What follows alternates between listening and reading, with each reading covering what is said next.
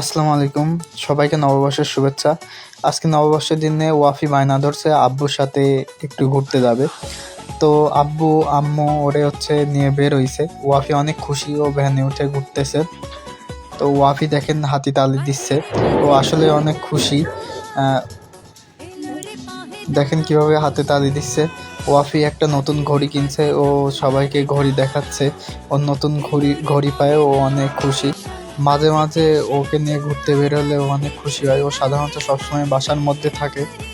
তো এখন চলে আসছে বনপাড়া হোম পার্ক নামে একটা বিনোদন কেন্দ্র আছে ওখানে। তো এখানে রাস্তার মাঝে গাড়ি ঘোরাচ্ছে, ও গাড়িটা দেখতেছে। এই যে এই পার্কটার নাম হচ্ছে হোম পার্ক। এটা বনপাড়াতে, নাটোর বনপাড়াতে অবস্থিত। ও আব্বু এখন ওরে কোলে নিয়ে নামাবে, আম্মু এখন ওরে ভ্যানের উপর নিয়ে বসে আছে।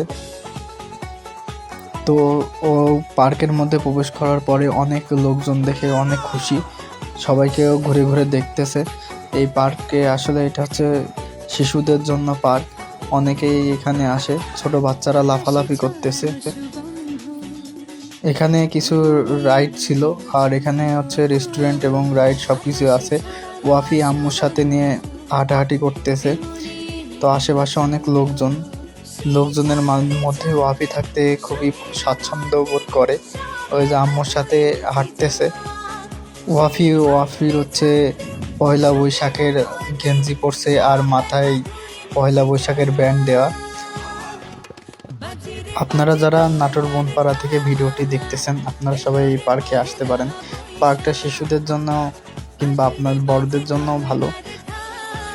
এখন ওয়াফি আসলো আমানা বাজার শপে কিছু নিত্য প্রয়োজনীয় পণ্য কেনার জন্য। তো এখান থেকে কিছু কেনাকাটা করার পরে বাসায় যাবে। ওয়াফি এখন বাসায় চলে আসছে। বাসায় আসার সময় ও কিছু ওর জন্য খেলনা কিনে আনছে। খেলনাগুলো নিয়ে ও এখন খেলা করতেছে। দেখেন, ও আসলে খেলনাগুলো নিয়ে অনেক, বাসায় থাকলেও খেলনা নিয়ে খেলা করে। আম্মু রান্না বান্নার কাজে ব্যস্ত থাকে, আব্বু থাকে অফিসে, ও নিজেই খেলনাগুলো নিয়ে খেলতে থাকে। তো আজকে আমাদের ব্লগটা এই পর্যন্তই। সামনে ব্লগে দেখতে চাইলে পেজটিকে অবশ্যই লাইক ফলো দিয়ে পাশে থাকবেন এবং ওয়াফির জন্য দোয়া করবেন। আল্লাহ হাফেজ।